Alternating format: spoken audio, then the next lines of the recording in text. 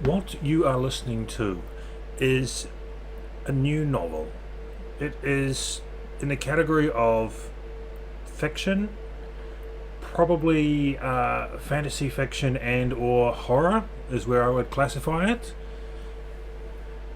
It was written by me, the New Zealand prepper, and I will be releasing bits of it as we go on this channel, possibly at the rate of a chapter a month or round about there.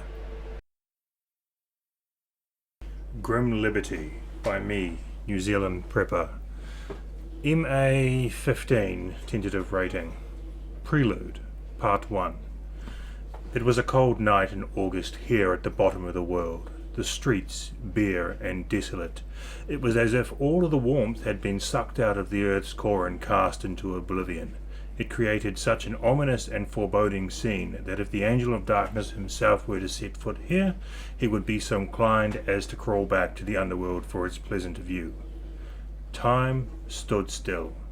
In a moment it was as if the page had turned, time had shifted, and yet it hadn't. What had shifted was the atmosphere, not the gaseous masses that enveloped the world and framed the sun, giving it substance to peer down upon us with, but the very feeling of life as a whole.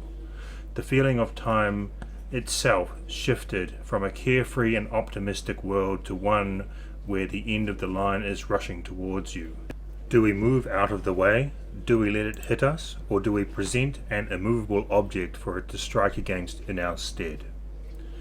A few decades earlier, life was filled with anticipation, wonder, joy, and the promise of things to come.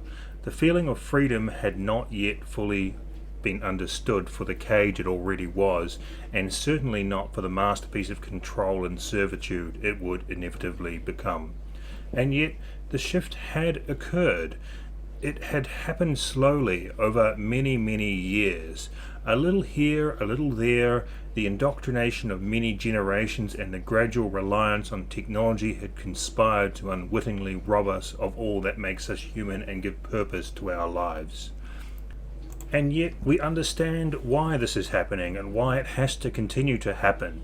For man, it is said, is the one species that is cognizant of its own mortality, and because we are aware that we will become the architects of our own demise or oblivion, we have actively planned for it. Now, don't get me wrong here. I'm not trying to tell you a story about how the world will end, nor do I intend to tell you a story about how the world nearly ended. I'm here to tell you the story about one man's perspective while the world changed from past, present, and then to one of two futures. My aim here is for you to pick one of those futures and act accordingly. With that said, where do we start? Before we do start, there are some things that we need to understand. It is said that you cannot fight your pathology any more than you can fight your biology. In that respect, it is in our nature to fight, kill, dismember, and do outrageous acts of violence to one another. War is a human invention, and it is one that will never go away.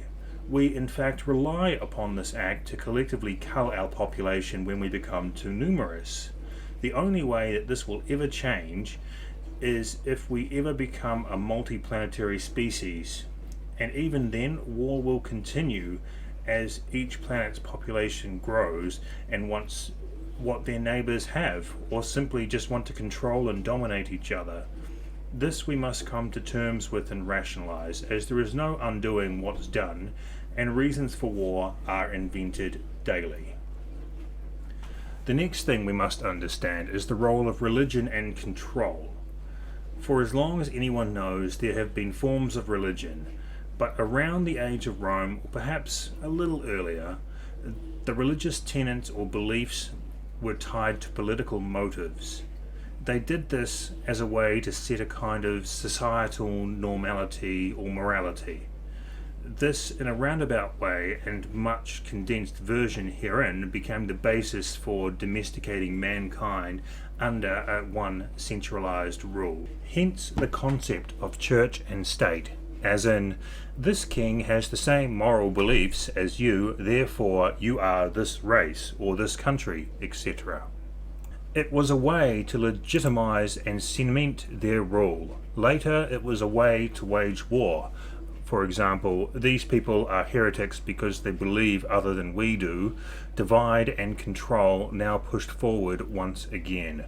There is a lot more I can say here, but I will stop here and expect your mind to follow my path through to its logical conclusions, or more so, your own logical conclusions.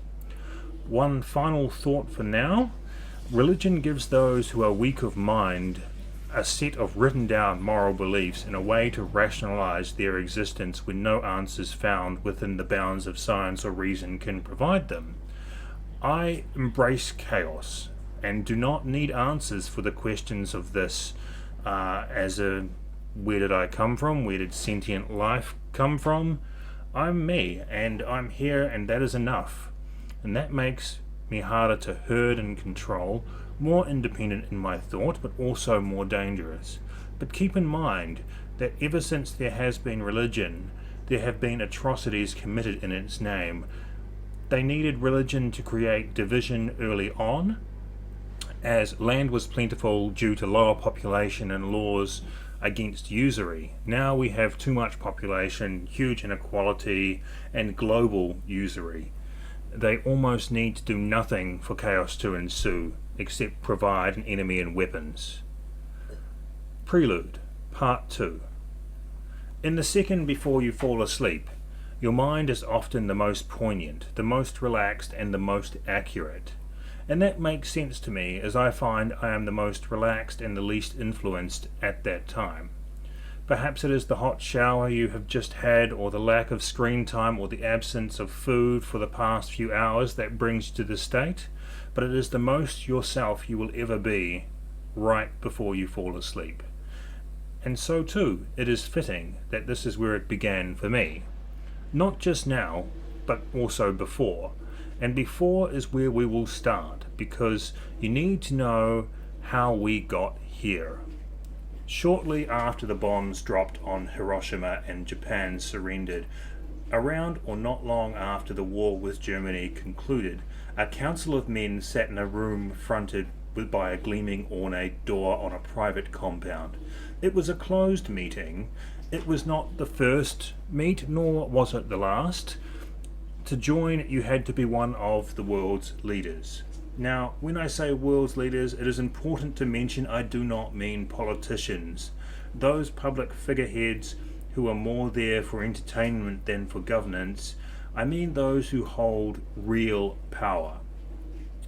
Where there is a free market, there are those at the top.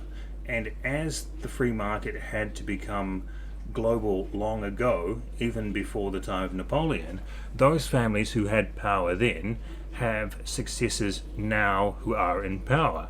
Yes, there are some newcomers in each age, and there are those of huge wealth who do not partake in the planning for the world. But nevertheless, it does occur, and whether you believe me or not is up to you. But let me ask you this. If you knew that population of the world would destroy the world by the year 2030, and you had just played a part in staving off that gruesome end, and we're now being told that all the lives lost in World Wars I and II had only bought you 20 additional years, what would you do? A show of hands, please. Who said cull the population? Who said make a system where culling is not necessary or is involuntarily, or better yet, automatic and self-sustaining? Anyone? Now take a look around and tell me where you think this is heading. Now back to our meeting. This council was far smaller than the now commonly known Bilderberg Group. It meets far more frequently and has far fewer members.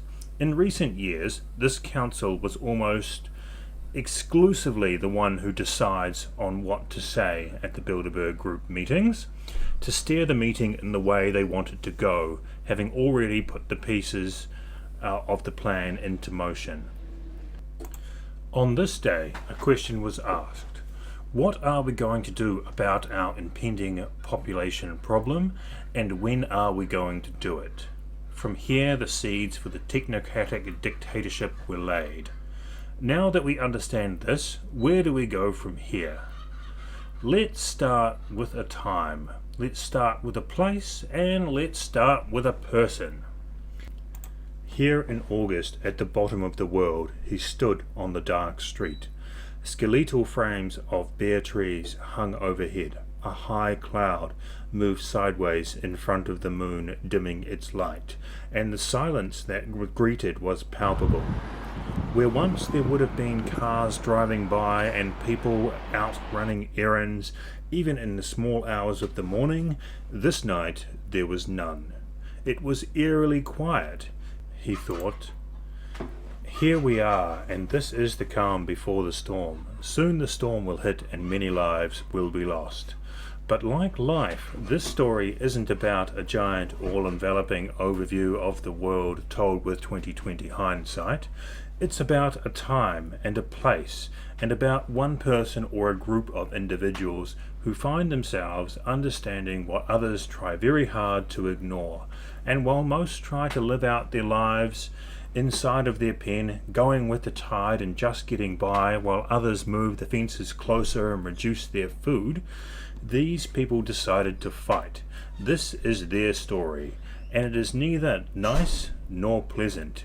If you are faint-hearted, you should turn away now, as you're about to hear just how far those in power will go to suppress free speech and stamp out threats to their control.